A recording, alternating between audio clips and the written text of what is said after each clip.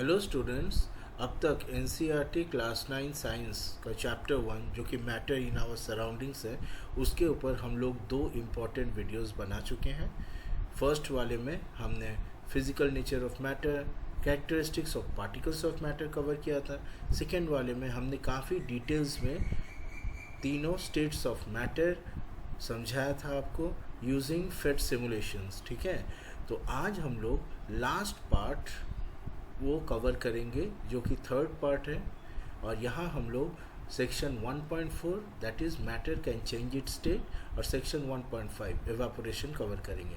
Basically आज हम लोग जो कॉन्सेप्ट्स जानेंगे वो है effect of change in temperature and pressure, उसके बाद boiling point, melting point, sublimation, ऐसे और भी कॉन्सेप्ट्स जानेंगे जैसे कि लैटेंट हीट। और स्टूडेंट्स, आप तो वैसे यूट्यूब में बहुत सारे वीडियोस ऐसे पाएंगे, पर इस पर्टिकुलर वीडियो में आज के क्लास में हम पूरी मॉलिक्यूलर स्ट्रक्चर डिस्कस करेंगे। कैसे करके मॉलिक्यूल्स के बीच में जो बॉन्ड है, basically inter molecular attractive force है जिसे हम लोग केमिकल बॉन्ड कहते हैं, कैसे करके वो फॉर्म करता है, कैसे करके वो ब्रेक करता है, फिर से फॉर्म करता है। इसकी वजह से ही आपका जो मैटर का स्टेट्स है वो चेंज हो सकता है। इसके बारे में हमने पिछले सेकेंड वीडियो में भी आपको बताया था, तो आज हम लोग इसे और गहराई से जानेंगे। ठीक है, तो चलिए शुरू करते हैं। ओके स्टूडेंट्स, तो अब तक हमने स्टेट्स ऑफ मैटर कंप्लीट कर लिया और अब हम लोग नेक्स्ट सेक्शन स्टार्ट करेंगे जो कि है can matter change it's state. जैसा कि हम लोग ऑलरेडी जानते हैं, पानी को लेकर के water can exist in 3 states. क्या है? सॉलिड एज आइस आपको रेफ्रिजरेटर में मिलेगा, लिक्विड एज वाटर आपको रेफ्रिजरेटर के बाहर में मिलेगा, और gas as water vapour. Okay, now जो क्वेश्चन है वो हो रहा है what happens inside the matter during this change of state. मतलब जब पानी, ये जो है आइस, फ्रिज के अंदर से आइस आप बाहर निकाल के रखिए जी, जब आप फ्रिज के अंदर से आइस बाहर निकाल के रखोगे तो थोड़े देर बाद में वो मेल्ट डाउन कर जाएगा। मेल्ट करके क्या बनेगा? वो पूरा वाटर बन जाएगा। तो पहले था आइस, फिर वो वाटर बन जाएगा। उसके बाद में अगर आप इसको बॉयल कर दोगे इस पानी को लेकर के, तो वो वेपर बन के ऊपर उठ जाएगा। तो उस समय वो हो जाएगा वाटर वेपर। ठीक है, आइस जो था वो था सॉलिड, राइट, और वाटर जो था वो था लिक्विड, और वाटर वेपर जो है वो है गैस। मतलब एक ही चीज़ जो है वाटर, उसके 3 डिफरेंट स्टेट्स जब हो रहे हैं, तो आखिरकार सवाल हो रहा है कि वाटर के अंदर में क्या हो रहा है। हमने ऑलरेडी इसके पहले बताया आपको, बेसिकली ये तो लिक्विड है, मतलब अंदर में मॉलिक्यूल्स है जिनके बीच में इंटरमॉलिक्यूलर फोर्स हैं, राइट, फाइन। लेकिन यही स्ट्रक्चर जब इन तीनों स्टेट में रहता है तो क्या चेंज होता है भाई? So what happens to the particles of matter during the change of state? How does this change of state take place? कैसे होता है? तो इन्हीं सवालों का हमको जवाब ढूंढना है। ओके, तो इसके पहले कि हम लोग एक्टिविटी स्टार्ट करें, आपको हम बता दें कि ये जो चीज़ है can matter change it's state, हम लोग इस चीज़ को स्टडी करेंगे 2 एंगल से। पहला, हम लोग टेम्परेचर को चेंज करेंगे और देखेंगे कि मैटर के अंदर क्या चेंज हो रहा है। मतलब ये जो लिक्विड है, मान लीजिए उसके अंदर में ऐसे इंटरमोलिक्यूल्स बॉन्डिंग है, force of attraction, temperature change करने से क्या होता है। और उसके बाद हम लोग प्रेशर चेंज करेंगे। प्रेशर से मतलब ये एक कंटेनर में रख दिया, गैस, लिक्विड, सॉलिड जो भी है सबको, और उसके बाद हम कंटेनर को चारों तरफ से प्रेस करना शुरू करते हैं ताकि ये कंटेनर थोड़े देर बाद में छोटा हो जाए। मतलब हम वॉल्यूम कमा रहे हैं प्रेस करके, ठीक है, लेकिन मटेरियल जो है, मटेरियल वही है, कंटेनर के अंदर में ही रहेगा। तो इन दोनों केस में ये जो मैटर का स्ट्रक्चर है ये कैसे चेंज होगा, इसी को हम लोग बेसिकली इस सेक्शन में, सेक्शन 1.4 में स्टडी करेंगे। So the effect of temperature and the effect of pressure. Fine, तो सबसे पहला है effect of change of temperature. ये देखिए यहाँ पे आपको एक बीकर मिलेगा, बीकर में आइस क्यूब रख दिया। कितना ice cube? 150 gram of ice in a beaker. Okay, suspend कर दिया। देखिए थर्मामीटर भी डाला हुआ है, ध्यान से देखिए आप।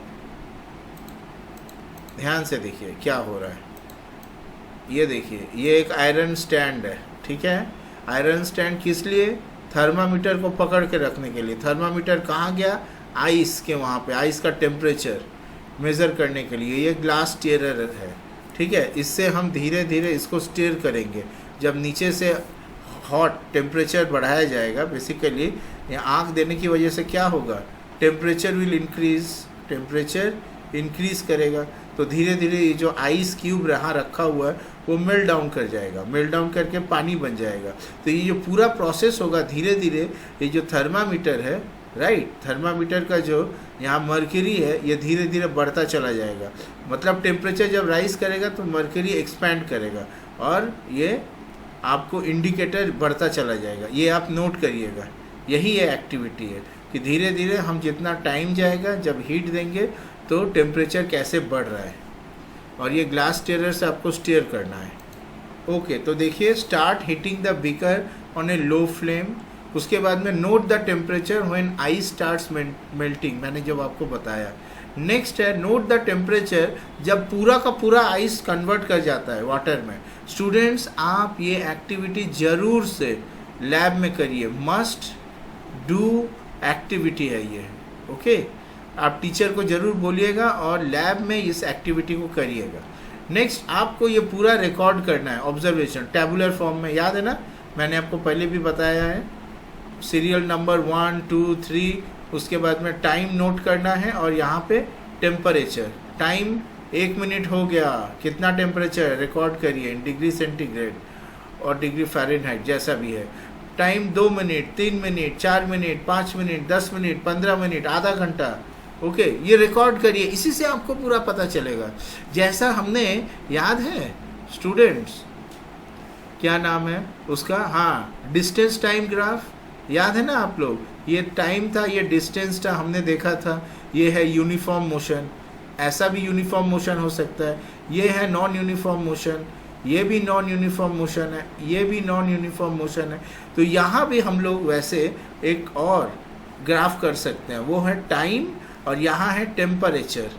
धीरे धीरे जब हम टाइम के साथ में टेम्परेचर को देखेंगे कि धीरे धीरे बढ़ता चला जा रहा है, ओके। ये मज़ेदार एक्टिविटी है स्टूडेंट्स, ज़रूर इसे आप लैब में करिए। Okay, record your observations for this conversion of solid to liquid state, मतलब आइस टू वाटर। उसके बाद में put a glass rod in the beaker and heat while stirring, फिर बढ़ाते चले जाइए, स्टर करिए पानी को ऐसे ऐसे करके। उसके बाद में फिर थर्मामीटर का रीडिंग नोट करते चले जाइए। उसके बाद में वाटर जो है सबसे पहले आइस से वाटर में कन्वर्ट हो जाएगा, राइट, मेल्ट करेगा। उसके बाद में जब हीट देता चले जाएंगे तब ये वाटर वेपर बन के गैस बन जाएगा और आप थर्मामीटर में नोट करते चले जाइए। आप अपने रिकॉर्ड करिए ऑब्जर्वेशंस को, ओके। देखिए आप ये चीज़ पाते हैं या कोई और चीज़ पाते हैं।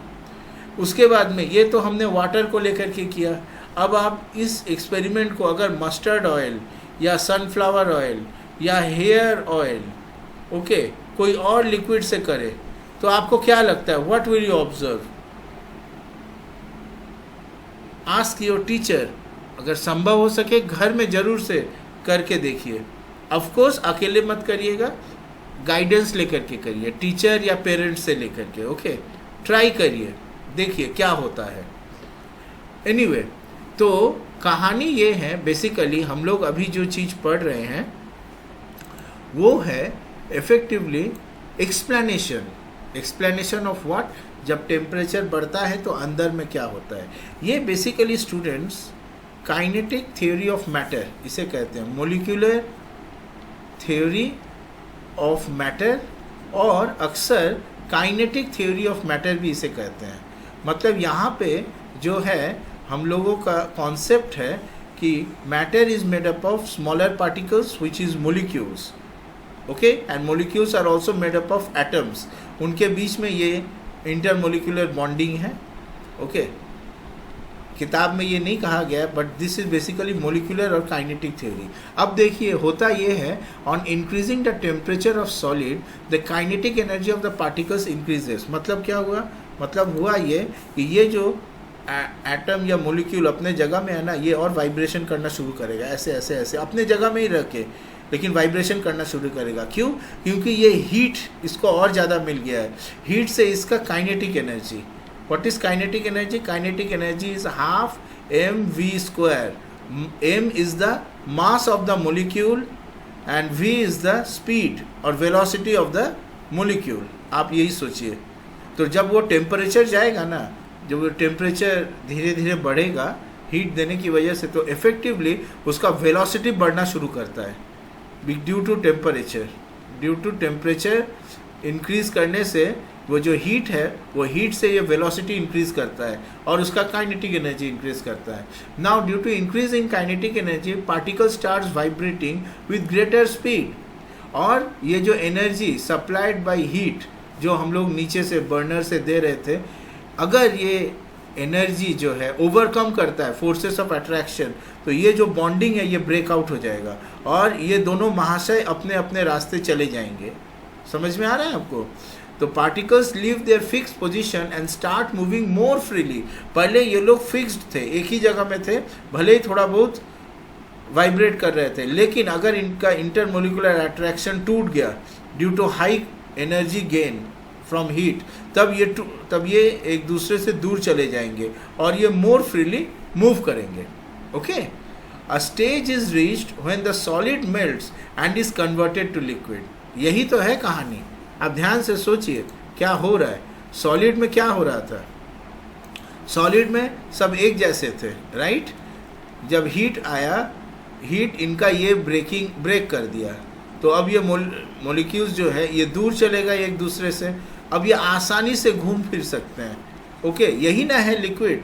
ये नहीं है कि पूरा हवा हो गए, ऐसा नहीं है। मतलब अभी भी इनके बीच में इंटरमोलिकुलर बॉन्डिंग है, लेकिन पहले के जैसा स्ट्रांग नहीं है और ये बॉन्डिंग काफ़ी कमज़ोर है। इसीलिए लिक्विड का जो है वो कोई भी शेप ले सकता है। आप उसे उंगली से चाहे काटने की कोशिश करिए, कटेगा नहीं, बढ़ जाएगा। ओके, ये कोई भी शेप ले लेता है, क्योंकि यहाँ पे जो इंटरमोलिकुलर बॉन्डिंग है it is weaker compare to previous case जब वो सॉलिड था, दैट वाज स्ट्रॉन्ग। ओके, तो यही हो रहा है। ये जो एक्सप्लेनेशन स्टूडेंट्स हम दे रहे हैं, यही है आपका basic idea of molecular theory of matter और kinetic theory of matter.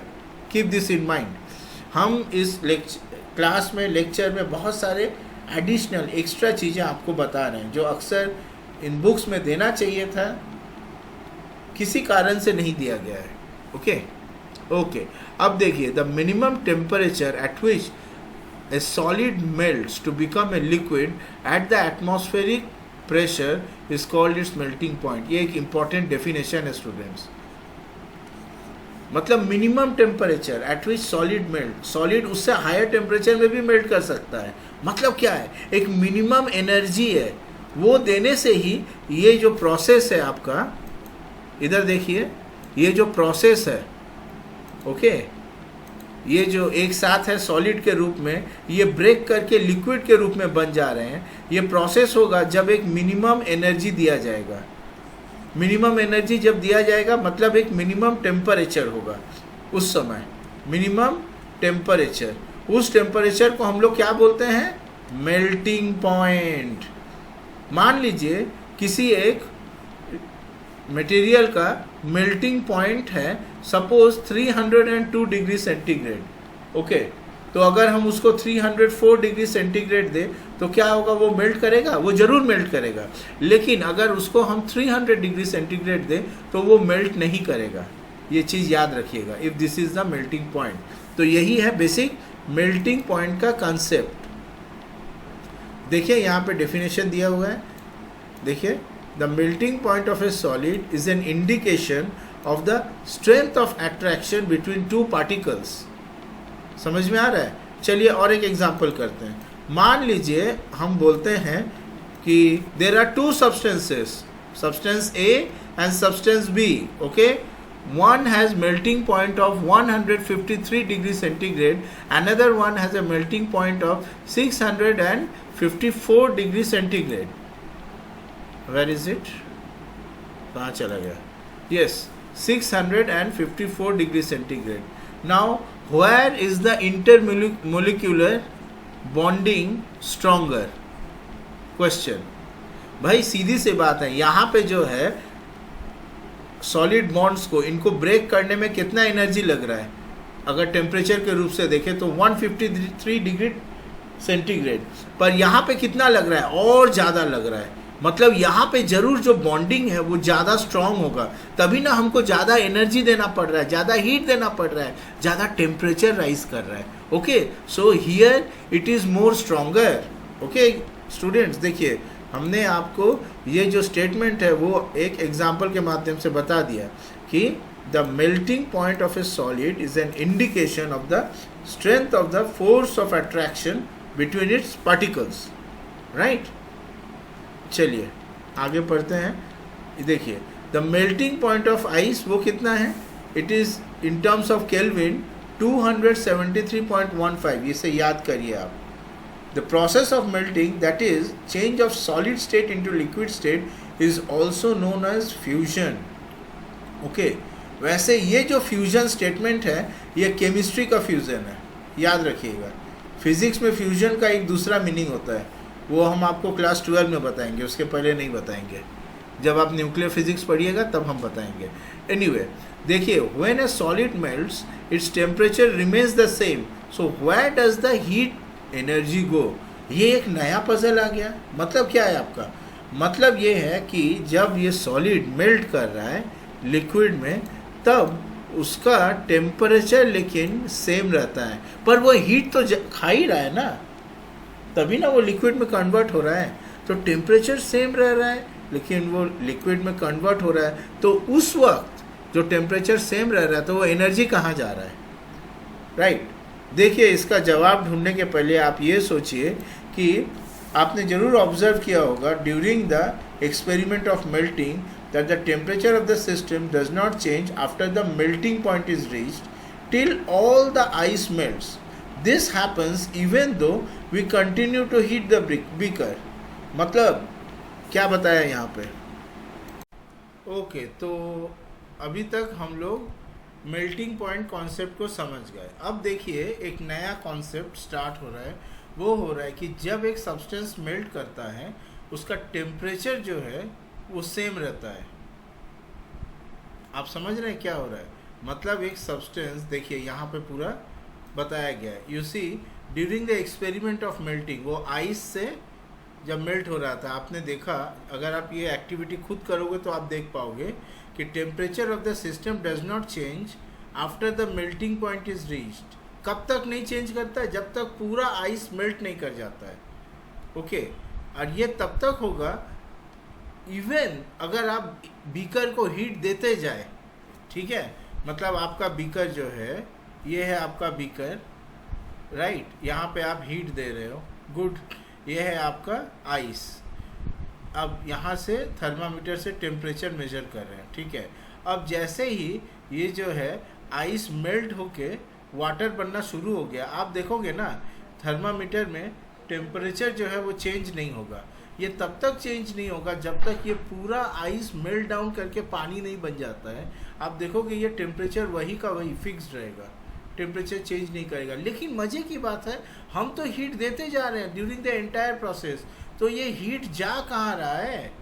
As if कि ये हीट जो हम दे रहे हैं वो इस आइस के अंदर किसी हिडन पार्ट में जाके छिप जा रहा है। ओके, तो ये जो हीट हम दे रहे हैं वो कहीं हिडन होकर के ये आइस जो है वो एब्जॉर्ब करता चला जा रहा है ना। क्यों? क्योंकि टेम्परेचर फिक्स्ड है। अगर अंदर का हीट बढ़ता तो हमको टेम्परेचर राइज होता हुआ दिखाई देता, पर यहाँ टेम्परेचर फिक्स्ड है। इसका क्या मतलब है? देखिए आपके टेक्स्ट बुक में क्या लिखा हुआ है, this heat gets used up in changing the state by overcoming the forces of attraction between the particle। मतलब क्या है भाई? As the heat energy is absorbed by ice without showing any rise in temperature, क्या होता है? It is considered that it gets hidden into the contents of the beaker and is known as latent heat। latent का मतलब है hidden heat। Okay, कुछ समझ में आया आपको? बिल्कुल नहीं समझ में आया, तो बड़ी बड़ी बातें हैं। अब देखिए हम आपको दिखाते हैं, ऑलरेडी मैंने ये कॉन्सेप्ट आपको पहले ही बता दिया था। ये देखिए, ये डायग्राम आप बहुत ध्यान से देखिए। ये डायग्राम में क्या दिखाया था हमने, यहाँ पूरा कहानी है। सबसे पहले सॉलिड स्टेट में, ओके, ये जो है मोलिक्यूल्स, ये बेसिकली मोलिक्यूल्स है ना, राइट। आइस के अंदर के ये मोलिक्यूल्स हैं, ये एक दूसरे के पास में थे, ओके, इनका बॉन्डिंग था यहाँ पे, फाइन। तो जब हम इसको हीट देना शुरू किए तो ये मोलिक्यूल्स वाइब्रेट होना शुरू किए अपने अपने जगह में। जब ये वाइब्रेट होना शुरू किए तो धीरे धीरे इनका इंटर मोलिक्यूलर जो बॉन्डिंग है वो टूटना शुरू किया। जब टूटना शुरू किया तो ये एक दूसरे से दूर भागना शुरू किए, ओके। ये देखिए मैंने दिखाया था।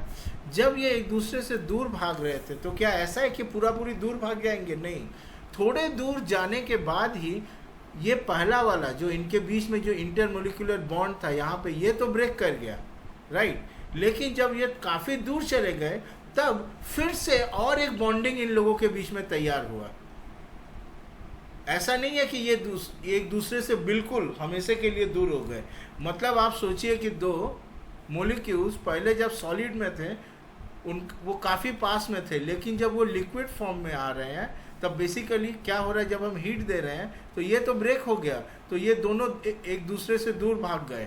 गुड, दूर तो भाग गए, लेकिन क्या हुआ, दूर भागने के काफ़ी जब ये एक दूसरे से दूर चले गए उसके बाद में इनके बीच में और एक बॉन्डिंग तैयार हुआ जो पिछले बॉन्डिंग से थोड़ा कमज़ोर था, लेकिन फिर भी बॉन्डिंग था। तो इसकी वजह से ये फिर से एक दूसरे से अब इतना ही दूर रहेंगे।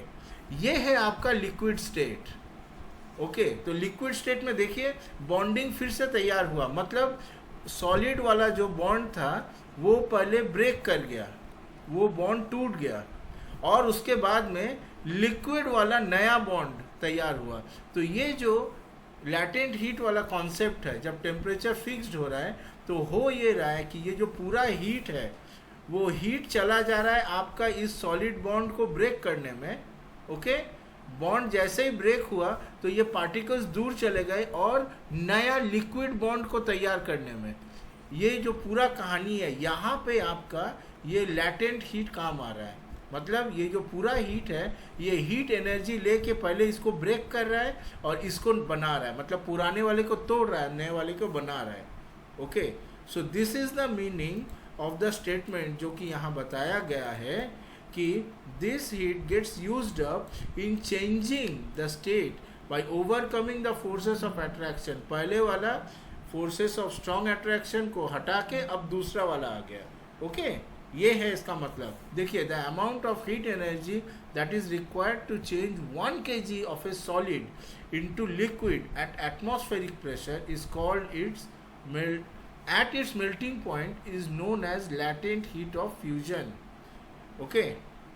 मतलब किसी भी लिक्विड मटेरियल का सॉलिड से लिक्विड में जाने का जो फेज होगा, एक समय आएगा जब टेम्परेचर फिक्स्ड रहेगा, टेम्परेचर विल रिमेन फिक्स्ड। उस समय आपको लैटेंट हीट देना है, तभी जा कर के ये सॉलिड के जो बॉन्ड्स है, ओके, सॉलिड के जो इंटरमोलिकुलर बॉन्ड्स है वो ब्रेक करेंगे और लिक्विड वाले फॉर्म करेंगे। यही है पूरा कहानी। इसका मतलब है अगर यहाँ पे जो आइस वाला कॉन्सेप्ट ले लीजिए, ice eight 0 degree centigrade, water भी तो वो जब मेल्ट किया तो वो 0 डिग्री सेंटीग्रेड का वाटर बना ना, लेकिन किस में एनर्जी ज़्यादा है? वाटर में एनर्जी ज़्यादा है। क्यों? क्योंकि वाटर के पास लैटेंट हीट भी है जो कि आइस में नहीं था। देखिए, so particles in water at 0 degree have more energy as compared to particles of ice at same temperature due to addition of latent heat, okay students. तो बच्चों, एनसीईआरटी टेक्स्ट बुक कंप्लीट नहीं है, आपको यहाँ पे अपना अंडरस्टैंडिंग ऐड करना है, ओके। अब देखिए, when we supply heat energy to water, क्या होता है, particles start moving even faster. अब कहानी है, आगे बढ़ते हैं। मतलब पहले था आइस, आइस को हीट दिया, उसके बाद में फिर हमने लैटेंट हीट भी दे दिया, ओके। फिर हमको मिला वाटर, वाटर मिला। अब यही कहानी चलता जाएगा, हम तो हीट देते जा रहे हैं, ऐसा थोड़ी है। बीकर में जो है वो हीट तो हम कांस्टेंट देते ही जा रहे हैं। पहले आइस था, अब वाटर हो गया। अब अगर हम हीट देते ही जाए तो एक समय आएगा जब ये वाटर ये लैटेंट हीट लेगा, फिर से ले करके फिर ये वाटर वेपर बन जाएगा। मतलब पहले था सॉलिड, फिर बना लिक्विड, अब बनेगा गैस। ओके, ये देखिए, at a certain temperature a point is reached when the particles have enough energy to break free from the forces of attraction of each other। अब देखिए इस बार का कहानी थोड़ा डिफरेंट है। पिछले बार क्या हुआ था, यहाँ पे पहले ये सॉलिड आइस के अंदर पास थे, बॉन्ड्स ब्रेक किया, लिक्विड फॉर्म किया, मतलब दूर वाले बॉन्ड्स बने जो कमज़ोर थे। लेकिन अगर हम और ज़्यादा हीट देंगे ना तो उसके बाद होगा ये कि आपका ये जो लिक्विड वाला जो बॉन्ड था यहाँ पे, अगर हम बहुत ज़्यादा एनर्जी दे दें तो ये ब्रेक कर जाएंगे, और इसके बाद जो होगा वो हो रहा है कि ये पार्टिकल्स ऐसे ही फ्रीली मूव करेंगे, और इनके बीच में नो मोर बॉन्ड फॉर्मेशन, नो मोर बॉन्डिंग फॉर्मेशन होगा, और नो मोर इंटरमोलिक्यूलर एट्रैक्टिव फोर्सेस, और कोई काम नहीं करेगा। इसका मतलब अब ये फ्री हो गए, अब ये जो मोलिक्यूल्स हैं ये फ्री हो गए। ये कौन से मोलिक्यूल है, ये है वाटर मोलिक्यूल। वाटर मोलिक्यूल ये क्या है, ये भी एक वाटर मोलिक्यूल है ना, वाटर मोलिक्यूल। तो अब ये फ्री हो गए, now they are entirely free, ठीक है। तो अब ये हो गया स्टेट गैस। अब ये जो वाटर मोलिक्यूल फ्री हो गए ना, तो इनके गैस को हम लोग बोलते हैं वाटर वेपर। अब आप एक बात ध्यान से समझिए, हर केस में मतलब वाटर का हर एक जो स्टेट है, तीनों स्टेट, सॉलिड, लिक्विड और गैस वाला जो स्टेट है, सॉलिड को बोलते हैं आइस, लिक्विड में तो वो वाटर ही रहता है, और गैस में वाटर वेपर बोलते हैं, ठीक है। हर एक केस में लेकिन मोलिक्यूल्स रहेंगे, molecules will be present in each state. ऐसा नहीं है कि वाटर मोलिक्यूल क्या है, बेसिकली H2O, ओके, दो हाइड्रोजन बॉन्ड फॉर्म करके ये दो हाइड्रोजन एटम होता है और ये एक ऑक्सीजन एटम होता है। ये मोलिक्यूल हर एक स्टेट में एग्जिस्ट करता है। ऐसा नहीं है कि हम इनके बीच का बॉन्ड को ब्रेक कर रहे हैं, ओके, ये आप ध्यान से रखिए। अगर इनके बीच का बॉन्ड ब्रेक हो गया ना, तब क्या होगा, तब ये फ्री हो जाएंगे, दोनों हाइड्रोजन भाग गया, एक ऑक्सीजन अपने रास्ते भाग गया। इसके लिए और भी एनर्जी देना पड़ता है। अभी तक हम लोग उस एनर्जी की बात नहीं कर रहे हैं, हम ऐसे एनर्जी दे रहे हैं जहाँ पे तीनों केस में आपका मोलिक्यूलर स्ट्रक्चर इंटैक्ट है। ये आपको याद रखनी है। ओके, चलिए वापस आते हैं। तो जैसा कि हम बता रहे थे, break free of attractive forces होगा, लेकिन वो मोलिक्यूलर स्ट्रक्चर रिटेन होगा, मोलिक्यूल ब्रेक नहीं होगा, okay. Molecule will not be broken, okay, but intermolecular forces between molecules are broken। भाई ये सब बातें बोलनी चाहिए, कुछ बताया नहीं गया है। At this temperature the liquid starts changing into gas, and the temperature at which the liquid starts boiling at the atmospheric pressure is known as boiling point. जैसा मेल्टिंग पॉइंट था वैसे ही है boiling point. So you see, boiling is a bulk phenomena, पूरा तरफ में होता है, ऐसा नहीं है कि खाली सरफेस में ही होगा, बल्क फिनोमेना। जब आप हीट करोगे ये चारों तरफ से बॉइलिंग स्टार्ट होगा। So particles from the bulk of the liquid gain enough energy, basically सबको एनर्जी मिल गया, चलो भाई चलो, एक दूसरे का बॉन्ड ब्रेक करो और फ्री होकर के चलिए, अब हमको इंडिपेंडेंस मिल गया। यहाँ पे किसी देश का इंडिपेंडेंस नहीं हो रहा है, यहाँ पे वाटर मोलिक्यूल्स एक दूसरे के बॉन्डिंग से इंडिपेंडेंट हो रहे हैं। तो ये अपना इंडिपेंडेंस डे सेलिब्रेट करेंगे जब बॉइलिंग होगा। सो boiling means celebration of independence day of molecules, ठीक है ना। याद रखिए, मोलिक्यूल्स का अंदर का एटम नहीं इंडिपेंडेंट हुए हैं, वो ब्रेकिंग नहीं हुआ है बॉन्डिंग, बस मोलिक्यूल्स एक दूसरे से फ्री हो गए हैं। आपको ये बहुत इंपॉर्टेंट है, ये डिफरेंस को समझना, नहीं तो आप molecular structure of matter, kinetic theory of matter अच्छा से नहीं समझ पाइएगा। ओके, तो वाटर के लिए ये टेम्परेचर कब आता है भाई? वाटर के लिए ये बॉइलिंग टेम्परेचर आता है 100 डिग्री सेंटीग्रेड में, which is 273 kelvin plus 100, that is 373 kelvin. Of course kelvin is a another unit of temperature. अच्छा, अब हम क्या डिफाइन कर सकते हैं? Latent heat of vaporisation, right. उसी तरीका से जैसे कि हमने latent heat of fusion define किया था, उसी तरीका से अब हम लैटेंट हीट ऑफ वेपोराइजेशन भी डिफाइन कर सकते हैं। देखिए, particles in steam that is water vapour eight 100 degree have much more energy than water at the same temperature. क्यों? This is because particles in steam have absorbed the extra latent heat of vaporization, है ना। इसीलिए आपको ये याद रखनी चाहिए कि steam causes more injury than boiling water.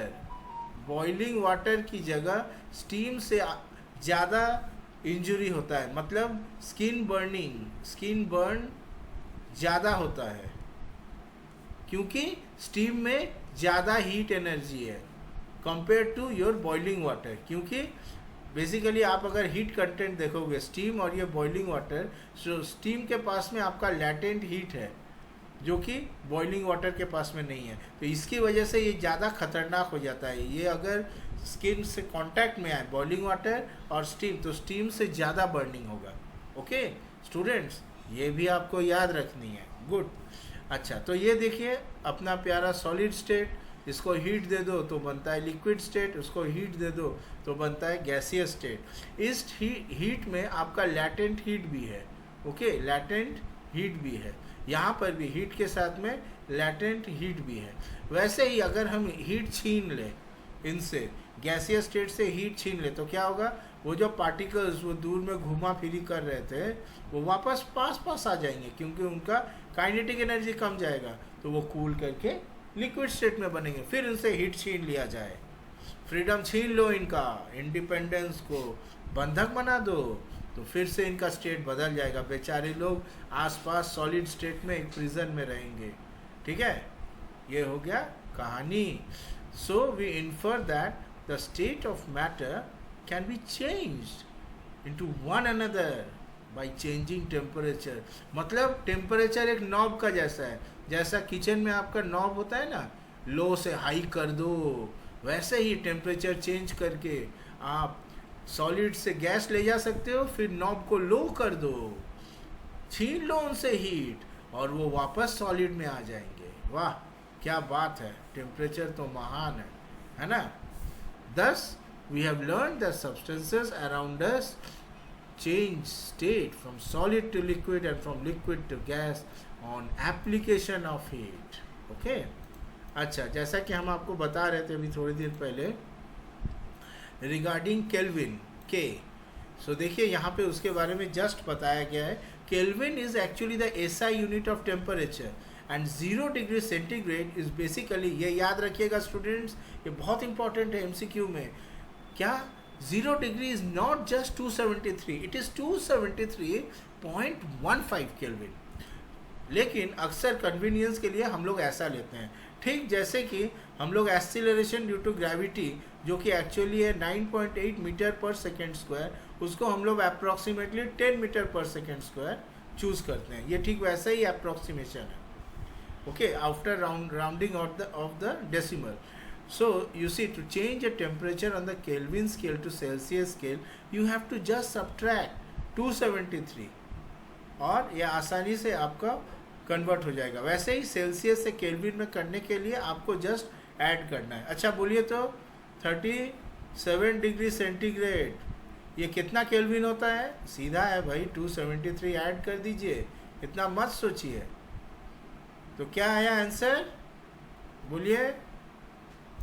Right, so this is just 310। उसके बाद में डिग्री फिग्री मत लिखिए, सीधा के कर दीजिए, kelvin, no degree here. Okay, अब आपके मन में शायद एक ख्याल आ रहा है पर आप झिझक रहे हैं पूछने के लिए। चलिए मैं ही बता देता हूँ। जब सॉलिड था, ये 4 मॉलिक्यूल्स हमने बना दिए, इनके बीच का इंटरमोलिकुलर बॉन्डिंग भी बना दिया, ठीक है। ये सुंदर से एक सॉलिड के अंदर में एंजॉय कर रहे हैं अपना प्रिजन। ओके, जब हमने इसको हीट दे दिया, ले बेटा हीट खा, पानी पूरी मत खा, हीट खा। हीट खाया तो क्या हुआ, ये बेचारे लोग का ये जो बॉन्डिंग है ये ब्रेक कर गया। गुड, फिर ये एक दूसरे से दूर चले गए। गुड। तो पिछले बार क्या हुआ था, पिछले बार वाटर के केस में ये जब काफ़ी दूर गए थे तब इनके बीच में एक दूसरा बॉन्ड तैयार हुआ था, राइट, याद है ना। उस समय हमने आपको बताया था कि ये एक नया बॉन्ड तैयार हुआ। वो बॉन्ड बनाने के लिए जो एनर्जी है वही लैटेंट हीट से आया था। अच्छा एक बात बताइए, हर बार क्या ये बॉन्ड तैयार होगा? आपको क्या लगता है, हर सब्सटेंस में क्या ये बॉन्ड तैयार होगा? The answer is no. सब समय ये बॉन्ड तैयार नहीं होगा। तो जब ये बॉन्ड तैयार नहीं होगा ना, तब क्या होगा कि ये जो सब्सटेंस है ये वो एक ही बार सॉलिड से सीधी कहाँ चला जाएगा, गैस कन्वर्ट हो जाएगा। यहाँ सॉलिड था, वो सॉलिड से एक ही बार में गैस में परिवर्तित हो जाएगा। There is no liquid state here, no liquid state. क्यों? क्योंकि लिक्विड वाला बॉन्डिंग इस पर्टिकुलर सब्सटेंस में है ही नहीं। लॉन्ग रेंज बॉन्डिंग यहाँ, long range intermolecular attractive force है ही नहीं, है ही नहीं। तो यहाँ पे क्या होगा, ये सीधी भाग जाएंगे, इसका मतलब गैस में कन्वर्ट हो जाएंगे। क्या ऐसा हो सकता है? बिल्कुल हो सकता है। देखिए, so there are some substances which change directly from solid state to gaseous state, and उल्टा भी होता है, जो सीधा गैसियस स्टेट से लिक्विड स्टेट में कन्वर्ट हो जाता है। जैसे कि एक एग्जांपल लीजिए, आप थोड़ा सा कैम्फर ले लीजिए। कैम्फर ये एक एक्टिविटी में है, एक सब्सटेंस है। क्रश करिए, चाइना डिश में डालिए, ये देखिए, और उसको हीट देना शुरू करिए फनल से, कॉटन प्लग डालने के बाद में। आप देखेंगे थोड़े देर बाद कोई लिक्विड फॉर्म नहीं किया है, वो सीधी कैम्फर जो है वो वेपर में कन्वर्ट हो जाएगा। इसका मतलब देखिए, इसका मतलब हमने ये चीज़ जाना, a change of state directly from solid to gas without changing into liquid state, ऐसा हो सकता है, और इस प्रोसेस को बोलते हैं सब्लिमेशन। ओके, और उल्टा केस भी होता है जहाँ डायरेक्टली गैस से सॉलिड में कन्वर्ट हो जाते हैं। ओके, और उस प्रोसेस को बोलते हैं डिपोजिशन। सो स्टूडेंट्स, ये 2 इम्पॉर्टेंट कॉन्सेप्ट हैं, ये आप जरूर याद रखिएगा। और आप ये जो स्ट्रक्चर है ये अपने दिमाग में डालिए।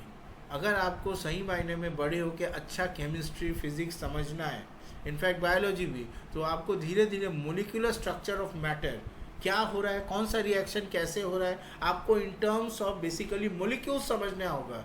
कौन सा बॉन्डिंग फॉर्म कर रहा है, कहाँ से एनर्जी आ रहा है। देखिए, याद रखिए, कोई भी चीज़ फ्री नहीं होता है। आपको कोई फ्री में KFC में पिज़्ज़ा बर्गर खिलाता है क्या, कोई रीज़न के बिना? बिल्कुल नहीं। तो यहाँ पर भी बिना कोई रीज़न का कोई बॉन्डिंग कैसे होगा? कुछ भी फॉर्म करने के लिए एनर्जी लगता है, पर ज़रूरी नहीं है एनर्जी देने से ही बॉन्ड फॉर्म करेगा। इसका मतलब वो डिपेंड करता है इस सब्सटेंस के मॉलिक्यूल्स के ऊपर, क्या ये ऐसे टाइप के हैं जो इनके बीच में इतना पर्टिकुलर डिस्टेंस में बॉन्ड फॉर्म करेगा। देखिए, अभी एग्जांपल बताते हैं। मान लीजिए ये जब सॉलिड में थे तो इनके बीच में एक डिस्टेंस था d। ओके, तो उस समय एक बॉन्डिंग था। उसके बाद मान लीजिए जब 100 टाइम्स डिस्टेंस हुआ तब इनके बीच में एक दूसरा बॉन्डिंग हुआ। ऐसा भी हो सकता है, ऐसे सब्सटेंस हो जिनके बीच में जब 1000 d होगा तब भी एक बॉन्डिंग फॉर्म करेगा। ऐसे टाइप के भी सब्सटेंस हो सकते हैं। दुनिया में बहुत टाइप के सब्सटेंस है, लेकिन आपको ये पॉसिबिलिटीज़ के बारे में सोचना है, तभी आप सही मायने में केमिस्ट्री को समझ पाइएगा। ओके, अब हम लोग नेक्स्ट सेक्शन करते हैं, effect of change of pressure. तो अभी तक हमने क्या जाना कि the difference in various states of matter is due to the difference in the distances between the constituent particles. Okay, क्योंकि डिफरेंट डिस्टेंसेस में different intermolecular attractive forces start होगा। इसका मतलब जब डिस्टेंस d था तब एक इंटरमोलिकुलर अट्रैक्टिव फोर्स था, सपोज उसका नाम देते हैं 1। जब 100 d हुआ तब एक दूसरा IF आया, पहला वाला नहीं है, ये दूसरा IF है। फिर जब 1000D आया तब एक तीसरा IF है। ओके, तो ऐसा टाइप का केस है। जब IF 2 होगा तो IF 1 या 3 नहीं रहेगा। ओके, तो यही चीज़ है। फिलहाल हमने यहाँ पे बेसिकली आइस के केस में IF 1 और 2 के बारे में जाना। ये तीनों केस कहाँ होंगे इसके बारे में अभी हम आपको नहीं बताते हैं। तो अच्छा, ये तो हमने टेम्परेचर वाले सिनारियो में जान लिया। अब देखिए, सवाल है कि मान लीजिए हम प्रेशर देते हैं। प्रेशर देने का मतलब क्या है? प्रेशर देने का मतलब है एक कंटेनर है, वो पिस्टन वाला एग्जांपल सोचिए ना। ये एक पिस्टन है, पिस्टन में कुछ गैस पार्टिकल्स है और ये एक पिस्टन है, राइट। ये गैस पार्टिकल्स है। सबसे पहले ये एक वॉल्यूम V में घुमा फिरी कर रहे हैं। अब नेक्स्ट हम ये पिस्टन से इसको चाप दिए, चाप दिए। ओके, अब यहाँ पे ये जो 6 मोलिक्यूल्स पहले थे, तो ये अब कितना हो गया वॉल्यूम? वॉल्यूम हो गया V/2, न्यू वॉल्यूम। तो इनका स्पेस तो कम गया ना पहले से। 6 के 6 अभी भी हैं, पर इनका स्पेस कम गया। इसका मतलब अब ये आसपास ज़्यादा एक दूसरे को धक्का मारेंगे, दीवार में धक्का मारेंगे, प्रेशर बढ़ने। क्यों? क्योंकि हमने इनका स्पेस घटा दिया है। तो अब ये ज़्यादा धक्का मारेंगे, फोर्स मारेंगे। ओके, तो यही वाला चीज़ है effect of change in pressure, है ना। देखते हैं क्या होता है इससे। सो व्हाट हैपन्स व्हेन, ये देखिए यही वाला एग्जांपल अभी हम बता रहे थे। ये देखिए, ये पिस्टन है और वो सिलेंडर है। देखिए, ये देखिए पार्टिकल्स जब हम धक्का मार रहे हैं वो क्या हो रहे हैं? वो एक दूसरे के पास आ रहे हैं। अब एक बात सोचिए, पहले तो ये दूर में थे, अब अगर एक दूसरे के पास आ गए, बहुत पास, तब ये इंटरमोलिकुलर अट्रैक्टिव फोर्सेस भी फॉर्म कर सकता है। इसका मतलब कहानी बिल्कुल वो टेम्परेचर वाला केस का जैसा हो सकता है। मतलब पहले से अगर हम ज़बरदस्ती इनको पास में ले आए तो इनके बीच में इंटरमोलिकुलर अट्रैक्टिव फोर्सेस काम करना शुरू करेगा, है ना। तो इसका मतलब प्रेशर चेंज करने से भी इनका स्टेट इनका जो स्टेट है वो भी चेंज कर सकता है। ये देखिए, applying pressure and reducing temperature can liquefy gases. देखिए वही चीज़, लिक्विफाई गैसेस मतलब गैस जो था वो तो घुमा फिरी कर रहा था। जब हम प्रेशर को बढ़ा दिए, मतलब उनको पास ले आए और उनका हीट भी छीन लिए ताकि वो ज़्यादा रैंडम थर्मल मोशन उनका कमा दिए, तब क्या होगा? वो दूसरे के पास आ जाएंगे। इंटरमोलिकुलर अट्रैक्टिव फोर्सेस फिर उनमें फॉर्म करना शुरू करेगा, है ना। तो फिर इनका स्टेट ऑफ चेंज हो जाएगा। अब ये क्या हो जाएंगे? लिक्विड फॉर्म करेंगे। तो ये जो तरीका है इसको बोलते हैं liquefaction process. Okay, that is by applying pressure and reducing temperature can liquefy gases. एक एग्जांपल देखिए, solid carbon dioxide. Okay, basically ये लिक्विफैक्शन प्रोसेस से बनता है। लिक्विफैक्शन प्रोसेस जो कि यहाँ पे बताया गया है, दैट इज, और बेसिकली इसको हम लोग हाई प्रेशर में स्टोर करते हैं। और सॉलिड कार्बन डाइऑक्साइड जो है ये डायरेक्टली गैसियस स्टेट में कन्वर्ट कर जाता है अगर हम प्रेशर को डिक्रीज करें to 1 atmosphere without change in liquid state. And this is the reason why solid carbon dioxide is also known as dry ice. ये एक बहुत इंपॉर्टेंट कॉन्सेप्ट है। तो फिर स्टूडेंट्स, प्यारे बच्चों और बच्चियों, हमने क्या देखा? हमने देखा कि अगर हम प्रेशर और टेम्परेचर को चेंज करें तो हम मैटर के डिफरेंट स्टेट्स को अचीव कर सकते हैं। देखिए यहाँ पे दिखाया गया है, inter conversion of the 3 states of matter. Solid से फ्यूजन हीट ले करके, प्लस हीट ले करके लिक्विड बना, फिर वहाँ से प्लस हीट ले करके वेपर बना, फिर गैस से भी आपका उल्टा केस, यहाँ से हमको हीट सब्ट्रैक्ट करना पड़ेगा, तब जाकर के डिपोजिशन होगा। सिमिलरली सॉलिड से भी कुछ कुछ सब्सटेंस जो है ये एक के लिए नहीं है, मतलब सॉलिड से जो सब्सटेंस इस पाथ से आते हैं वो ज़रूरी नहीं है इस पाथ से भी आए, क्योंकि इस पाथ में कोई लिक्विड नहीं है। जैसा कि हमने कपूर कैम्फर के बारे में देखा, वहाँ पे डायरेक्टली कोई लिक्विड स्टेट नहीं था। मतलब ये जो दिखाया जा रहा है, ये एक सब्सटेंस के लिए नहीं है, ये डिफरेंट सब्सटेंस के लिए है। तो किसी के लिए ये पाथ है, किसी के लिए ये पाथ है, किसी के लिए ये पाथ है, तो किसी के लिए ये पाथ होगा। ओके अच्छा, before we end this section it is important that you understand the concept of atmosphere, जो कि इस चैप्टर में इंट्रोड्यूस किया गया है। देखिए प्रेशर के लिए याद है, प्रेशर जब हमने आपको पढ़ाया था, pressure is equal to force per unit area. Force का स्टैंडर्ड यूनिट है न्यूटन, एरिया का स्टैंडर्ड यूनिट है मीटर। तो और प्रेशर का एसआई यूनिट क्या बताया था हमने, पैस्कल। तो 1 pascal is equal to 1 newton per metre square, right. वैसे ही एटमॉस्फेयर ये भी एक प्रेशर का यूनिट है, which is basically unit of measuring pressure exerted by a gas. Okay, the unit of pressure you see, normal unit जो है वो तो पैस्कल है, और इनके बीच का रिलेशन है 1 atmosphere is equal to 1.01 into 10⁵ pascal. और देखिए the pressure of air in atmosphere is known as atmospheric pressure. And आपको ये याद रखना है कि atmospheric pressure at the sea level is 1 atmosphere, और इसी को हम नॉर्मल एटमॉस्फेरिक प्रेशर बोलते हैं। इसका मतलब एलिवेशन के साथ में जो प्रेशर है वो डिफरेंट होता है। एटमॉस्फेरिक प्रेशर सी लेवल में ही ये 1 एटमॉस्फेयर है, ये याद रखिए। स्टार्ट। ओके, तो हमने बहुत नया कंसेप्ट सीखा। टेम्परेचर, प्रेशर, ये लोग कितने महान हैं, सॉलिड, लिक्विड, गैस, है ना। ओके, तो इनके बीच में जो है कन्वर्शन ऑफ स्टेट, ये इन दोनों के फैक्टर से होता है।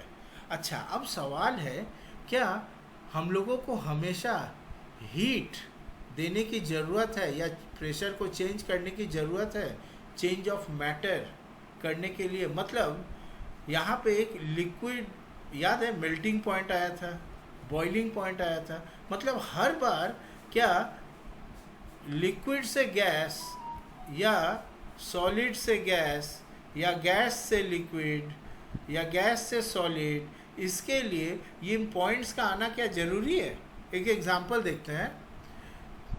देखिए, ओके, देखिए, तो क्या आप कुछ एग्जांपल्स दे सकते हैं एवरीडे लाइफ से जहाँ पे चेंज ऑफ स्टेट हुआ है from liquid to vapour without reaching the boiling point? मतलब लिक्विड से वेपर बना गया लेकिन कोई बॉइलिंग पॉइंट हुआ ही नहीं। आपको मालूम है ऐसा कभी हुआ है? हाँ भाई, हमेशा ही होता है। ये देखिए, कपड़े भीगे जब रहते हैं उनको हम लोग बाहर सुखा देते हैं, वो थोड़े बॉयल होता है। बाहर का टेम्परेचर क्या 100 डिग्री सेंटीग्रेड होता है क्या? ऐसा तो नहीं है। इसका मतलब बॉइलिंग पॉइंट कभी रीच ही नहीं किया, लेकिन हमारे भीगे कपड़े ड्राई अप हो जाते हैं, पानी सूख जाता है। ओके, और एक एग्जांपल लीजिए। पानी कटोरा में थोड़ा सा ले लीजिए, ले करके खुला आप जा करके कहीं पर भी रख दीजिए, थोड़ी देर बाद देखिएगा वो पानी सूख जाएगा। मतलब वो लिक्विड जो है वो सीधा वाटर वेपर कन्वर्ट कर जाता है। आपने क्या हीट दिया था? हैं वहाँ पे 100 डिग्री सेंटीग्रेड हुआ था, बॉइलिंग पॉइंट तो आया ही नहीं। तो हो क्या रहा है? ये तो बहुत बड़ा वायलेशन है। मतलब लगता है हमने जो पढ़ा कहीं कुछ गड़बड़ हो गया है क्या? ऐसा बिल्कुल नहीं है, कुछ गड़बड़ नहीं हुआ है। ये भी एक बहुत मज़ेदार फीचर है मोलिकुलर मैटर, मोलिकुलर कॉन्सेप्ट का। देखिए, हमको मालूम है कि particles of matter are always moving and never at rest. कभी चुपचाप बैठे नहीं रहते हैं। वो बदमाश बच्चों से भी बदमाश होते हैं। बदमाश बच्चे कम से कम रात को सोते तो हैं। Now at a given temperature in any gas, liquid और solid, there are particles with different amounts of kinetic energy. मतलब मान लीजिए ये एक कंटेनर है, यहाँ आप सोच लीजिए गैस है, ठीक है। तो यहाँ पे ये जो डिफरेंट मोलिक्यूल्स है ना, हमने क्या क्या बताया अभी तक आपको? ये जो डिफरेंट मोलिक्यूल्स हैं इनका डिस्टेंस बदलता रहता है। अब गैस है, उसमें तो डिस्टेंस कुछ भी हो सकता है, कोई मतलब ही नहीं है, एक दूसरे से भाग रहे हैं। हमने अभी आपको और एक बात बताई, वो ये है कि इनका वेलोसिटीज डिफरेंट है, इनका काइनेटिक एनर्जीज डिफरेंट है। What is kinetic energy? Kinetic energy is ½ mv²। इन सब का मास एक है, मोलिक्यूल्स तो एक ही ना है, इन सब का मास एक है, but all have different velocities. कुछ का एक हो सकता है, कुछ का डिफरेंट हो सकता है, कुछ का बहुत कम हो सकता है, कुछ का ज़्यादा हो सकता है। देखिए अब होता ये है, इन the case of liquid a small fraction of particles at the surface, ये लिक्विड के सरफेस में कुछ पार्टिकल्स जिनका काइनेटिक एनर्जी काफ़ी ज़्यादा होता है, तो वो एक दूसरे के जो इंटरमोलिकुलर बॉन्ड होता है ना, उसको तोड़ के हवा में मिल जाते हैं। समझ रहे हो? मतलब ये जो बॉन्डिंग है, ठीक है, ये लिक्विड की अब बात कर रहे हैं यहाँ पे। तो अचानक से अगर किन्हीं का काइनेटिक एनर्जी बहुत ज़्यादा हो गया तो ये बहुत ज़्यादा छटपट छटपट छटपट छटपट करना शुरू करेगा और एक दूसरे का बॉन्ड को तोड़ देगा। तोड़ के ये फ्री होके गैस बन के भाग गया, लो तो मैं तो चला, ये गैस बन गया, बाकी लोग बेचारे लिक्विड में ही पड़े रहेंगे। ओके, वही चीज़ हम बता रहे हैं। In the case of liquid, a small fraction of particles at the surface having higher kinetic energy is able to break away from the forces of attraction of other particles and get converted into vapor। और ये जो process है of change of liquid into vapor at any temperature below boiling point is called evaporation। एक बात बहुत important है students, किताब में नहीं बताया गया है एज यूजुअल, वो ये है कि जब हम लोग बॉइलिंग पढ़ रहे थे, याद है ना, बॉइलिंग में हमने क्या बोला था, ये एक बल्क प्रोसेस है। मतलब जब बॉइलिंग होता है ओवरऑल, तो एक सेकेंड, क्या हुआ, जब बॉइलिंग हो रहा है तो सबको काफ़ी एनर्जी मिल गया और सब एक साथ बॉयल करना शुरू कर रहे हैं। All molecules of the liquid are together more और less, they are getting converted from liquid to vapour और लिक्विड टू गैस। लेकिन एवापोरेशन सेलेक्टिव है। बॉइलिंग प्रोसेस जो है वो बल्क प्रोसेस होता है, बल्क प्रोसेस, लेकिन एवापोरेशन जो है वो सेलेक्टिव है। Only the molecules having very high energies, very high kinetic energies, वो ही एवापोरेट होंगे। इस बात को आप याद रखिएगा, एज यूजुअल टेक्स्ट बुक में दिया तो है नहीं, खैर हर चीज़ थोड़ी दिया रहता है। आपके माता पिता आपको हर काम करने थोड़े ही बोलते हैं, आप तो कितना काम खुद से सोच के करते हैं अपना दिमाग लगा के ना, तो वैसे ही ये भी अपने दिमाग लगा के हम सोच ही सकते हैं। चलिए अब हम लोग एक महान एक्टिविटी करेंगे एज यूजुअल। महान एक्टिविटी क्या है? महान एक्टिविटी है 5 मिलीलीटर ऑफ वाटर लीजिए और उसे टेस्ट ट्यूब में रखिए और keep it near a window और अंडर ए फैन रखिए। दूसरा, और एक 5 मिलीलीटर वाटर लिखिए, उससे ओपन किसी कनस्तरा में या चाइना डिश में रख दीजिए, फिर से पंखा या विंडो का नीचे रख दीजिए। उसके बाद फिर से और एक 5 मिलीलीटर वाटर लीजिए और उसे इनसाइड ए कबर्ड या शेल्फ अपने क्लास में रखिए। ओके, ये वाला। उसके बाद आप रूम टेम्परेचर को नोट करिए। ओके, आप और एक काम कर सकते हैं, यहाँ पे 5 मिलीलीटर एक कप में भी रख सकते हैं, आइडेंटिकल कप में। यहाँ तो चाइना डिश यूज़ किया है, आइडेंटिकल कप यूज़ करिए। एक को सूरज के नीचे रख दीजिए, सनलाइट में रख दीजिए। ओके, फिर एक को रात को अपने घर के अंदर रख दीजिए। हर एक केस में, इतने सारे केसेस में आप टेम्परेचर को नोट करिए। ओके, तो बेसिकली हम लोग जो है जो जानना चाह रहे हैं वो हो रहा है एवापोरेशन। ये जो प्रोसेस है ये किन फैक्टर्स के ऊपर में डिपेंड करता है। फैक्टर याद है, algebraic expression, algebraic expression in algebra या नंबर थ्योरी। से फॉर एग्जांपल 12 के कितने फैक्टर हैं भाई? 12 इज 6 इंटू 2 और 2 इंटू 2 4, 4 इंटू 3, मतलब 12 के कितने फैक्टर हुए? 2 2 3। मतलब 12 को हम इन तीनों महारथियों के बीच में फैक्टर से मल्टीप्लिकेशन करके पा सकते हैं, है ना। तो यहाँ पर भी एवापोरेशन जो है ये किन महारथियों के ऊपर डिपेंड करता है, किन फैक्टर्स के ऊपर में डिपेंड करता है, ये जानने के लिए ये एक्टिविटी किया गया है। बड़ी बात है कि अगर आप ये एक्टिविटी नहीं भी करोगे ना, आपको खुद भी मालूम है आंसर क्या होने वाला है। इंक्रीज इन सरफेस एरिया, ये देखिए एक एग्जांपल देते हैं हम आपको थाली में मम्मी खिचड़ी ला के देती है, बहुत गर्मा गर्म है। ओके, आप तुरंत क्या करते हो? बोलते हो कि फैला दीजिए इसे। क्यों? सरफेस एरिया बढ़ा दीजिए। सरफेस एरिया बढ़ाने से होगा ये, हम देखिए एग्जांपल दिखा रहे हैं आपको। अब हम आपको मोलिकुलर थ्योरी स्ट्रक्चर से बताते हैं। ये थाली है, थाली में सबसे पहले इतना बड़ा जगह में आपका खिचड़ी डाल दिया गया। ओके, खिचड़ी नहीं डाल के कुछ भी डाल सकते हैं, हॉट फूड। तो यहाँ पे कितना सरफेस कांटेक्ट में आ रहा है, मोलिक्यूल्स का जो है हीट निकलने का एरिया का ऊपर डिपेंड करता है। ठीक है, अब अगर हम इसको फैला दें, पूरा खाना को फैला दे, खिचड़ी को फैला दिए, देखिए इसका सरफेस एरिया बढ़ गया ना।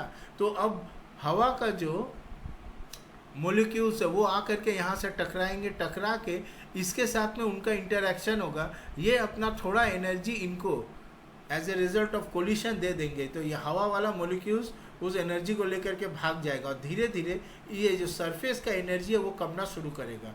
तो ये डिपेंड करता है, सरफेस एरिया अगर ज़्यादा होगा तो ज़्यादा जल्दी ये कमना शुरू करेगा, है ना। वैसे ही देखिए एवापोरेशन, यही जो है एवापोरेशन का प्रोसेस है। सो ये एवापोरेशन का जो है वो इंक्रीज़ करता है। अगर सरफेस एरिया ज़्यादा हो तो रेट ऑफ एवापोरेशन इंक्रीज़ करता है। देखिए, we know that evaporation is a surface phenomena. If the surface area is increased, the rate of evaporation increases. देखिए, while putting clothes for drying up, we spread them. खाना का ही जैसा हम लोग कपड़ों को फैला करके करते हैं। Next, increase in temperature. अगर हम टेम्परेचर बढ़ा दें तो more number of particles get enough kinetic energy to go to the vapour state. मान लीजिए पहले इतना ही पार्टिकल्स को पास में हाई एनर्जी था तो यही वेपराइज हो रहे थे। अगर हम टेम्परेचर बढ़ा दें तो अब ज़्यादा पार्टिकल्स के पास एनर्जी है, तो अब ज़्यादा पार्टिकल्स वेपराइज हो जाएंगे। ओके, नेक्स्ट आपका है a decrease in humidity. What is humidity? Humidity is basically the amount of water vapour present in air. बोलते नहीं है जब बहुत पसीना हो जाता है, पसीना सूखता नहीं है, बोलते हैं ह्यूमिडिटी बहुत ज़्यादा है। देखिए, the air around us can not hold more than a definite amount of water vapour at a given temperature. अगर amount of water in the air is already high, the rate of evaporation decreases. मतलब अगर हवा में humidity ज़्यादा है तो आपका पसीना सूखने वाला नहीं है। पंखे के नीचे क्यों बैठते हैं भाई हम लोग? क्योंकि अगर विंड का स्पीड हम बढ़ा दें, ओके, पंखे के लिए देखिए, पानी को प्याला को रख दीजिए, ओके, चाइना डिश वाला एक्सपेरिमेंट कप वाला, तो पंखा का अगर हम स्पीड बढ़ा देंगे तो जल्दी मोलिक्यूल्स आकर के धक्का मारेंगे, इनके यहाँ से धक्का मारेंगे तो हायर काइनेटिक एनर्जी इनको मिलेगा। तो सरफेस से जो है पार्टिकल्स, उनका काइनेटिक एनर्जी बढ़ेगा, वो जल्दी काइनेटिक एनर्जी लेकर के दुम दबा के भाग जाएंगे लिक्विड से, मतलब जल्दी एवापोरेशन होगा। तो हम पंखा का माध्यम से, बेसिकली आपको पता है पंखा से हमको क्या होता है, जब हम पंखा का ब्लेड घूमता है ना, तो पंखा का पास में जो एयर मोलिक्यूल्स होते हैं वो ब्लेड से धक्का खाते हैं, वो अपने पास वाले मोलिक्यूल को धक्का देते हैं, वो उनको धक्का देते हैं, वो उनको धक्का देते हैं, और हम जहाँ बैठे हुए हैं या प्याला पानी में जहाँ पे रखा हुआ है उनको आकर के ये धक्का मारते हैं। तो बेसिकली हम जो इलेक्ट्रिकल एनर्जी दे रहे हैं, इलेक्ट्रिकल एनर्जी फैन में दे रहे हैं, जो कि ब्लेड्स का रोटेशनल एनर्जी में कन्वर्ट हो जा रहा है, जो कि धीरे धीरे मोलिक्यूल्स का काइनेटिक एनर्जी बढ़ा रहा है, एयर मोलिक्यूल्स का काइनेटिक एनर्जी बढ़ा रहा है, जो कि एक दूसरे को धक्का मारते मारते अल्टीमेटली इस प्लेट में जो वाटर है उनके मोलिक्यूल्स का काइनेटिक एनर्जी बढ़ा रहे हैं। तो अल्टीमेटली रिजल्ट ये हो रहा है कि इवापोरेशन जल्दी हो जा रहा है। ये ऐसे ही बाहर से पसीने से आकर के जब हम पंखा चलाते हैं तो पंखा के नीचे बैठने से वही काइनेटिक, हायर काइनेटिक एनर्जी वाला जो मोलिक्यूल्स है वो हमारे पसीने के वाटर वेपर, मतलब पसीना पानी है ना, वाटर है ना, तो उसके मोलिक्यूल्स से जब टकराता है तो पसीने का वाटर मोलिक्यूल्स का काइनेटिक एनर्जी बढ़ जाता है और वो धीरे धीरे उस हायर काइनेटिक एनर्जी की वजह से वो गैस में कन्वर्ट होकर के एवापोरेट करके उड़ जाते हैं, और जब वो उड़ते हैं तो हमको ठंडा लगता है। अब इसके बारे में हम नेक्स्ट पढ़ेंगे। ओके, तो चलिए ये देखिए, increase in wind speed. It is a common observation that clothes dry faster on A windy day. With the increase of wind particles, the particles of water vapor move away with the wind, decreasing the amount of water vapor in the surrounding. ये भी एक important बात है। मतलब जब बहुत ज़्यादा हवा चलती है ना, तो हवा में भी जो वाटर वेपर है उसको भी हवा लेकर के चल जाती है। तो जैसे ही हवा का ह्यूमिडिटी कम गया तब जल्दी जो है पानी वो सूखने लगेगा। अब देखिए नेक्स्ट, अभी हम पसीना वाला जो कॉन्सेप्ट बोले, how does evaporation cause cooling. देखिए in an open vessel the liquid keeps on evaporating, the particles of liquid absorb energy from the surrounding to gain the energy lost during evaporation, है ना। ये जो energy ले रहा है kinetic energy हर बार में, वो आसपास के सराउंडिंग से ले रहा है ना। तो जैसे कि यहाँ पर देखिए ये जो पार्टिकल जो हीट लेकर के भाग रहा है, आसपास का एयर मोलिक्यूल्स आकर के जब उससे धक्का मार रहे हैं तो उससे वो एनर्जी ले रहा है, लेकर के इवापोरेट कर रहा है। The absorption of energy from the surrounding makes the surrounding cold. देखिए अभी हम लोग पंखा वाला एग्जाम्पल किए ना, और भी एग्जाम्पल्स है। देखिए मान लीजिए आप थोड़ा सा एसीटोन, जो कि बेसिकली नेल पॉलिश रिमूवर है, लड़कियों को इनके बारे में पता होगा, अपने पाम में रखिए, आपको बहुत ठंडा महसूस होगा, है ना। क्यों? क्योंकि जैसे ही आप पाम में रखिएगा, ये आपका पाम है मान लीजिए, जैसे ही वो नेल पॉलिश रिमूवर रखिएगा, उसका जो पार्टिकल्स है वो आसपास से आपका जो हाथ का जो मोलिक्यूल्स है, सरफेस ऑफ योर पाम, उसका वहाँ से वो काइनेटिक एनर्जी लेना शुरू करेगा। The particles gain energy from your palm और surrounding and evaporate causing the palm to feel cold. याद रखिए खाली आपका हाथ ही फील कोल्ड नहीं करेगा, आसपास का जो है वो भी ठंडा हो जाएगा इलाका। Similarly after a hot sunny day people sprinkle water on the roof, छत्ते के ऊपर पानी डालते हैं या ओपन ग्राउंड के ऊपर। क्यों? क्योंकि large latent heat of vaporisation of water जो है ना, उसकी वजह से जैसे ही हम एक वार्म सरफेस में पानी डालेंगे तो क्या होगा, ये पानी का ये सरफेस तो काफ़ी वार्म है, काफ़ी हीटेड अप है। इसका मतलब यहाँ का जो मोलिक्यूल्स है सरफेस का, उनका काइनेटिक एनर्जी बहुत ज़्यादा है। जैसे ही हम पानी डालेंगे, पानी का तो टेम्परेचर कम था, इतना ज़्यादा थोड़ी था जितना सरफेस में है, तो वो जैसे ही हम डालेंगे ना, वो इस सरफेस से आपका हीट ले करके एवापोरेट कर जाएगा। इसका मतलब सरफेस का जो हीट है वो कमना शुरू करेगा, और तब क्या होगा, छत्ता या रूफ जो है वो ठंडा होना शुरू करेगा। वैसे ही पसीना वाला कहानी भी है। जब हमको पसीना होता है, हम पंखे के नीचे बैठते हैं, तो मोलिक्यूल्स आकर के उनका काइनेटिक एनर्जी बढ़ा देते हैं, ओके, और वो हमारे शरीर से भी थोड़ा बहुत काइनेटिक एनर्जी लेता है। हमारे शरीर के सरफेस में जो मोलिक्यूल्स हैं, उनसे भी पसीना का जो मोलिक्यूल्स है वो एनर्जी लेता है, और ऊपर का जो पंखा का हवा का मोलिक्यूल्स है उनसे भी काइनेटिक एनर्जी लेता है। ठीक है, मतलब दोनों से वो काइनेटिक एनर्जी लेता है। ये है पसीना का मोलिक्यूल्स, वाटर मोलिक्यूल्स बेसिकली, और ये है एयर मोलिक्यूल्स, इनसे भी काइनेटिक एनर्जी ले रहा है, और हमारे बॉडी के मोलिक्यूल्स से भी काइनेटिक एनर्जी ले रहा है, ले करके ये एवापोरेट कर जाता है। तो दोनों का टेम्परेचर कमा है कि नहीं, इससे हमको क्या फ़र्क पड़ता है, एयर मोलिक्यूल्स का टेम्परेचर कमा कि नहीं, पर बॉडी का जब टेम्परेचर कमता है तो हमको ठंडा लगता है, आराम मिलता है। ओके, सो बेसिकली ये है पूरा कहानी, the effect of cooling due to evaporation. ये देखिए और एक बहुत मज़ेदार एग्जांपल, हम लोग कॉटन क्लोथ्स क्यों पहनते हैं समर में। देखिए ड्यूरिंग समर हम लोग बहुत पसीना होता है, we perspire more because of the mechanism, cooling mechanism of our body, जो हमको ठंडा रखता है ना। अगर बॉडी का टेम्परेचर बहुत ज़्यादा हाई हो गया तो इंटरनल ऑर्गन्स को नुकसान होगा, तो टेम्परेचर लोअर करने के लिए बॉडी वाटर रिलीज़ करता है शरीर के ऊपर से, ताकि वाटर इवापोरेट करे, बॉडी ठंडा हो जाए। ये है basic mechanism of our body.